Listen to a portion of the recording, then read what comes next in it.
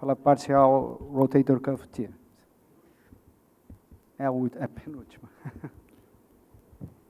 A última conferência. Buenas tardes. Muito obrigado por la oportunidad de estar acá. Vamos a hablar de las lesiones parciales del manguito rotador. Me quiero mostrar una foto del año 2009, ISACOS, el Comité de Extremidad Superior. Ahí vemos que el doctor Beno y yo estamos bastante más jóvenes. Acá aparecemos junto al doctor Itoi. Los dos estamos más jóvenes y con más pelo en la cabeza también. El manguito rotador es este es uno de los estudios que hizo Curtis el año 2006 para mostrar las inserciones del manguito rotador. Hay estudios posteriores que muestran algunas diferencias respecto a la forma de inserción del supraespinoso, sobre todo el grupo del doctor Sugaya, del doctor Mochizuki. Pero la historia natural de la enfermedad del manguito rotador empieza primero como una tendinosis, como ustedes saben. Posteriormente el manguito se empieza a romper predominantemente desde el lado bursal con una lesión parcial, hasta que se transforma en una rotura completa que puede ser de un tamaño pequeño, mediano, grande y masiva, hasta que se transforma en una lesión irreparable. Y esta lesión comienza fundamentalmente por el lado articular, donde normalmente hay mayor tensión en la zona de inserción del manguito rotador, y en la medida que la lesión va progresando, el tamaño de la lesión aumenta y se puede transformar en una lesión completa. Los factores que influyen mayormente en que este fenómeno se produzca son factores intrínsecos del paciente, como la edad, la vascularización, la histología y las lesiones tendinosas. Y también influyen factores extrínsecos, como el pellizcamiento o impingement subacromial, que explica algunas de las roturas que ocurren a nivel del lado bursal, el pellizcamiento interno a través de un trauma repetido y una contracción excéntrica de la musculatura, y particularmente en aquellos atletas que efectúan movimientos repetidos del brazo por encima de la cabeza, y no podemos dejar de olvidar las lesiones de origen traumático. Las lesiones parciales del manguito rotador pueden ser tanto del lado bursal, intratendínea y por el lado articular. Se describió el acrónimo PASTA para referirse a una lesión parcial articular del supraespinoso. Este término fue descrito por Snyder. Y también hay otra variante que es la PAINT, que corresponde a una lesión parcial articular con extensión intratendinosa, que fue acuñado por el Dr. Conway. Cuando existe un paciente que nos viene a ver, tenemos que evaluar fundamentalmente su historia, la sintomatología, el examen físico y la evaluación imagenológica. La molestia principal, sin duda, que es el dolor, incluso a veces más dolorosa que las lesiones completas del manguito rotador. Es un dolor nocturno que se produce cuando se efectúan actividades por sobre la cabeza. Es un dolor en la zona más bien anterior y lateral del hombro. Puede estar asociado a algunas lesiones o mecanismos traumáticos, y habitualmente hay una historia de dolor que es en más de 6 meses, a veces un año, que los pacientes lo refieren más que dolor como una molestia, pero que en definitiva se transforma en dolor y les afecta la vida diaria. Desde el punto de vista clínico, hay signos de pellizcamiento subacromial y hay una disminución de la elevación y rotación externa a 90 grados, y algunos test provocativos como el test de Neer y el test de Hawkins pueden ser positivos. Al examinar los pacientes hay dolor en la articulación acromioclavicular y tenemos que evaluar la fuerza o potencia del manguito rotador. El infraespinoso y el redondo menor con el LAG External Rotation Test, el supraespinoso con la prueba de Jove y el subescapular con alguna de las pruebas que conocemos como el lift-off, belly press o también el hug bear.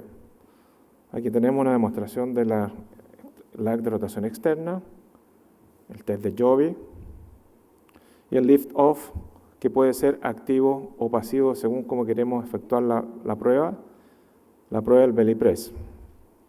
Desde el punto de vista de la imagenología, tenemos radiología convencional.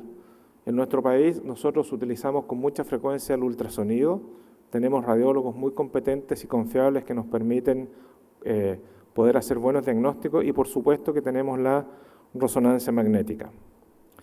La radiografía debe ser un examen que, aunque nosotros tengamos claro que en definitiva vamos a solicitar una resonancia magnética, nosotros la hacemos de regla.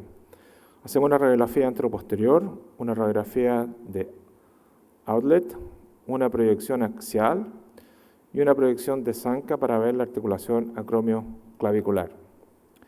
Y la ultrasonografía con equipos buenos y con radiólogos expertos nos permite ver qué es lo que corresponde a una inserción normal del manguito rotador, como aparece en esta zona, o lesiones parciales del manguito rotador, como aparece acá. La resonancia magnética adicionalmente nos permite evaluar tanto las partes blandas como la parte ósea, la morfología del acromion, la inflamación y engrosamiento de la bursa, y por supuesto que nos detecta la patología del manguito rotador y la coexistencia de mayor o menor grado de degeneración grasa o de atrofia del músculo bíceps. Es un excelente método diagnóstico con alta sensibilidad y especificidad para lesiones completas. Sin embargo, para las lesiones parciales tiene menos sensibilidad y menos especificidad. Aquí vemos cómo la resonancia magnética nos permite ver los distintos perfiles acromiales en un corte sagital oblicuo y cómo nos puede llegar a demostrar lo que es la diferencia entre un manguito rotador y un supraespinal normal y una lesión parcial articular que incluso parece ser una lesión completa. Aquí hay otras imágenes que son lesiones parciales articulares. Y a veces es muy difícil estar completamente seguro si la resonancia magnética es una lesión parcial articular o en algún punto es una lesión que compromete el espesor completo del manguito rotador. También nos permite diagnosticar este tipo de lesiones que son difíciles de diagnosticar clínicamente, imagenológicamente, que son las lesiones intratendinosas. El manguito está sano por el lado bursal, está sano por el lado articular y la lesión está entre medio. La resonancia magnética con medio de contraste intraarticular permite reforzar y hacer un mejor diagnóstico de las lesiones parciales articulares y también incrementa la capacidad diagnóstica de las lesiones asociadas de la inserción del bíceps como las lesiones de SLAP. Pero sin duda que la artroscopia es el método que nos va a permitir ver directamente las lesiones, cuantificarlas y tratarlas. Y podemos tener lesiones parciales del lado bursal, articulares o lesiones intratendinosas. Las lesiones parciales bursales se ven desde un punto de vista artroscópico, como esa imagen que se ve en la diapositiva, y ahí tenemos la correlación que existe entre la imagen artroscópica y la imagen de resonancia magnética. Habitualmente están asociadas a pellizcamiento subacromial y este tipo de lesiones se beneficia de una descompresión subacromial artroscópica. Muchas de estas lesiones que están asociadas al pellizcamiento son lesiones anteriores que pueden estar asociadas a un ostofito acromial e incluso con algunos episodios de trauma.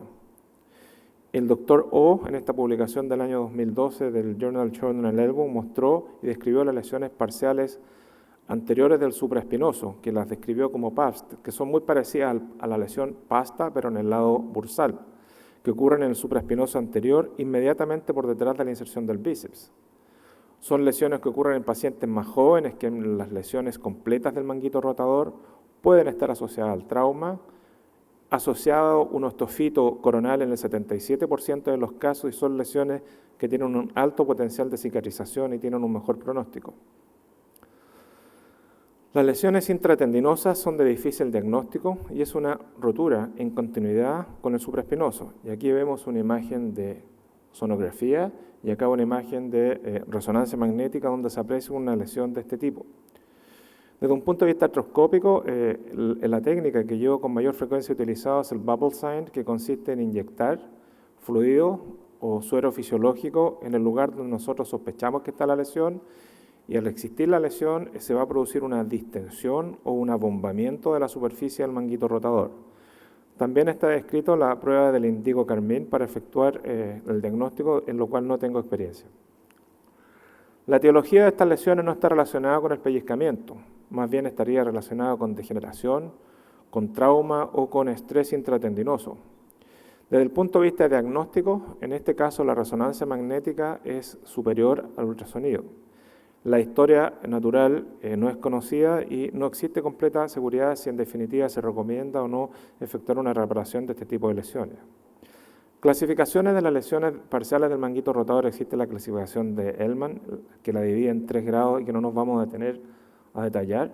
Y también la clasificación de Snyder, que las clasifica en 3 tipos, desde el tipo normal, que es el tipo 0, al tipo 2, donde hay lesiones y compromiso de la sinovial y la bursa de menos de 2 centímetros. Las lesiones parciales articulares normalmente están asociadas a roturas o lesiones intrínsecas del manguito rotador. Y aquí vamos a observar distintos ejemplos.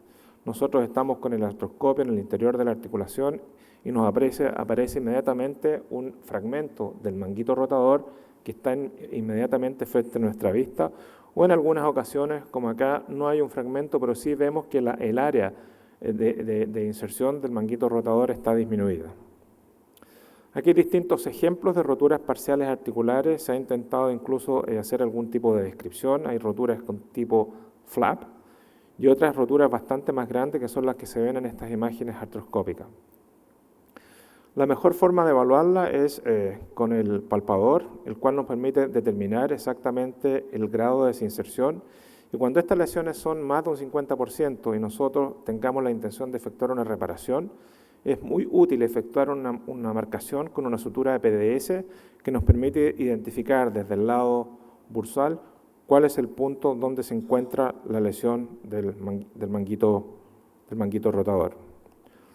Aquí vemos un ejemplo de una lesión parcial articular del manguito rotador donde vemos que el área descubierta de tendón es más que lo que normalmente uno esperaría encontrar.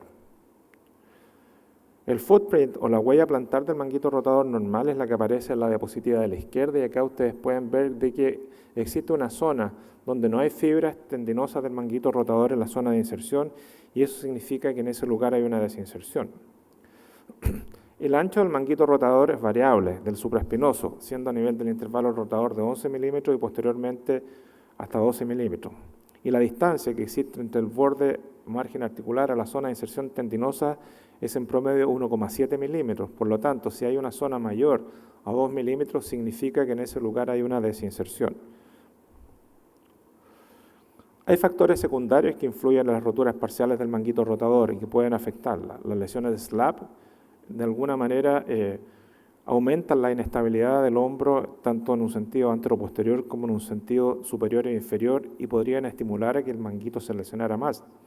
La contractura capsular posterior o la laxitud capsular anterior pueden ejercer un rol en la patogénesis de las roturas parciales del manguito rotador. Básicamente los estudios de observación, como lo publicó Strauss, muestran que habrían dos tipos o patrones de roturas parciales. Roturas más bien anteriores que se ven en los pacientes de mayor edad y las roturas que ocurrirían en el intervalo entre el supraespinoso y el infraespinoso que se ven en los pacientes deportistas o pacientes más jóvenes. En suma, el diagnóstico clínico es similar a una rotura completa al manguito rotador. El ultrasonido y la resonancia magnética ayudan en el diagnóstico de la lesión, pero la artroscopía permite un diagnóstico preciso, la localización de la lesión y un tratamiento adecuado. Muito obrigado. Muchas gracias, amigos.